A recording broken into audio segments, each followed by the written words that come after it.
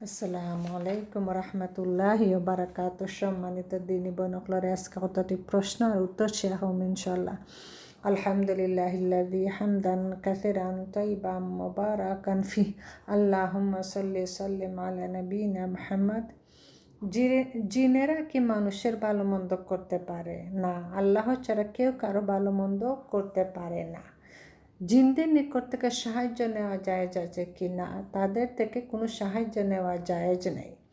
জিন তাবে করার হুকুম কি? জিন তাবে করা জায়েজ নেই। সর্বপ্রথম আল্লাহ তাআলা নবী সাল্লাল্লাহু আলাইহি ওয়াসাল্লামের নূর সৃষ্টি করেছেন, একথাটি কি না? কেননা এ সম্পর্কে সহি কোনো হাদিস নেই। জাল ও বানোয়াট হাদিসের ভিত্তিতে অনেকে একথাটি বলে থাকেন। নবী সাল্লাল্লাহু আলাইহি ওয়াসাল্লাম কি নূর থেকে সৃষ্টি না? আদম সন্তান যে উৎপাদন থেকে সৃষ্টি, তিনিও সে উৎপাদন থেকে সৃষ্টি, উপাদানের সৃষ্টি। সূরা বাকারার সূরা কাহাফর 110 নং আয়াত। নবী সাল্লাল্লাহু আলাইহি ওয়াসাল্লাম কি গায়েব জানতেন না? তিনি কোনো গায়েব জানতেন না। সূরা আনআমর 50 নং আয়াতে। নবী সাল্লাল্লাহু আলাইহি ওয়াসাল্লাম কি জীবিত না? তিনি মৃত্যুবরণ করেছেন। সূরা জুমার 30 নং আয়াতে। নবী সাল্লাল্লাহু আলাইহি ওয়াসাল্লাম কি হাজার নাজার অর্থাৎ সবখানে তিনি উপস্থিত হতে পারেন, এরূপ বিশ্বাস করা কি না? তিনি হাজার নাজার নন, এরূপ বিশ্বাস করা কুফরি। নবী সাল্লাল্লাহু আলাইহি ওয়াসাল্লাম কি কারো উপকার অপকার করার ক্ষমতা রাখেন না? সূরা জিনর 21 নং আয়াতে।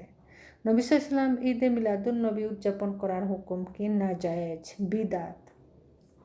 কোনো মুসলমানকে কাফের বলার পরিণতি কি? যে ওই ব্যক্তি কাফের না হলে কথাটি যে বলেছে তার উপর পতিত হবে। ফাসেক ব্যক্তির ইমামতি নামাজ পড়া জায়েজ কি? ফাসেক ব্যক্তি ইমাম নিযুক্ত করা জায়েজ নয়, তবে সে ইমাম হয়ে গেলে তার পিছনে নামাজ পড়া জায়েজ। মুসলমানদের সঙ্গে চুক্তিবদ্ধ কোনো কাফেরকে হত্যা করার হুকুম কি? হারাম।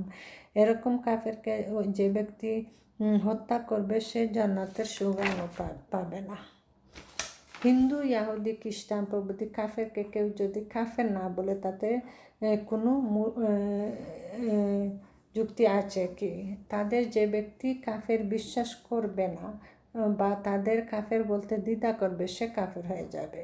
আহলে সুন্নাহ ওয়াল জামাত কারা? যারা আকীদা ও আমলের ক্ষেত্রে কুরআন ও সুন্নাহকে আঁকড়ে ধরে থাকে এবং তার উপর ঐক্যবদ্ধ থাকে আর সাহাবায়ে কেরাম তথা সালাফা সালাফিনের রীতিনীতিকে অনুসরণ করে।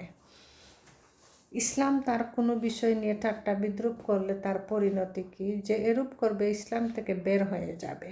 বৈধ উসিলা কত প্রকার ও কি কি? 3 প্রকার। 3 প্রকার: আল্লাহর নাম গুণাবলীর উসিলা, নেক আমলের উসিলা, সৎ ব্যক্তির দোয়ার উসিলা। অবৈধ উসিলার উদাহরণ কি? যে যেমন নবী রাসূল, ফেরেশতা, ওলি, আউলিয়া ইত্যাদি ওসিলা করা, মৃত ব্যক্তির কাছে দোয়া চাওয়া নিষিদ্ধ ওসিলার অন্তর্ভুক্ত। কবরে বা মাজারে বা কোনো পীরের উদ্দেশ্যে মানত করার হুকুম কি? শিরক। কোন পাপ নিয়ে তওবা ছাড়া মৃত্যুবরণ করলে চিরকাল জাহান্নামে থাকতে হবে? শিরক। নবী অলিকে উসিলা করে দোয়া করার বিধান কি? নবী, অলি, ফেরেশতা বা যে কোনো মানুষকে উসিলা করে দোয়া করা বড় শিরক। মক্কার কাফেরগণ কি আল্লাহকে মোটেও বিশ্বাস করতো না, তারা তাওহীদের রুবুবিয়্যার প্রতি বিশ্বাস রাখত। মক্কার কাফেরগণ তাওহীদের রুবুবিয়্যার প্রতি বিশ্বাস রাখতে, তার প্রমাণ কি? আল্লাহ বলেন, তাদের যদি জিজ্ঞেস করো কে আসমান ও জমিন সৃষ্টি করেছেন, তবে তারা জবাবে অবশ্যই বলবে আল্লাহ। সূরা লুকমানের 31 নং আয়াতে।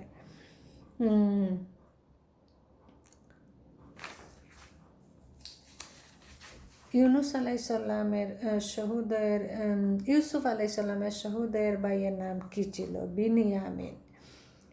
কোন নবী নিজের হাতে রোজগার করে সংসার চালাতেন? দাউদ আলাইসাল্লাম। কোন নবী সারা বছরে একদিন রোজা রাখতেন, একদিন রোজা রাখতেন না? দাউদ আলাইসাল্লাম।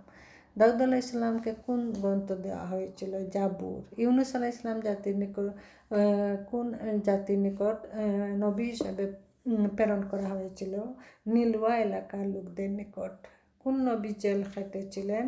ইউসুফ আলাইসাল্লাম। ইউসুফ আলাইসাল্লাম জেল খাটার কারণ কি? মিশরের রানী অন্যায় অপবাদ প্রত্যাখ্যান করার কারণে। কোন নবী মিশরের খাদ্যমন্ত্রী ছিলেন? ইউসুফ আলাইসাল্লাম।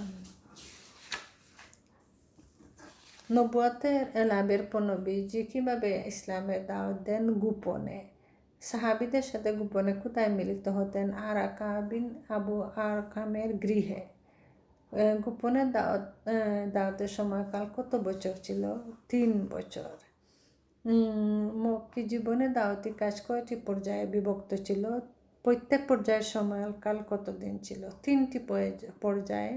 গোপনে দাওয়াত প্রথমে 3 বছর। মক্কাবাসীদের মাঝে প্রকাশ্য দাওয়াত নবুয়াতের 4র্থ বছর থেকে 10ম বছর পর্যন্ত। মক্কার বাইরে দাওয়াত নবুয়াতের 10ম বছরের শেষ সময় থেকে হিজরতের পূর্ব পর্যন্ত। সর্বপ্রথম কারা ইসলাম গ্রহণ করেন? নারীদের মধ্যে খাদিজা রাদিয়াল্লাহু আনহু, পুরুষদের মধ্যে আবু বকর রাদিয়াল্লাহু আনহু, বালকদের মধ্যে আলী রাদিয়াল্লাহু আনহু, কৃতদাসদের মধ্যে যায়েদ বিন হারেসা রাদিয়াল্লাহু আনহু।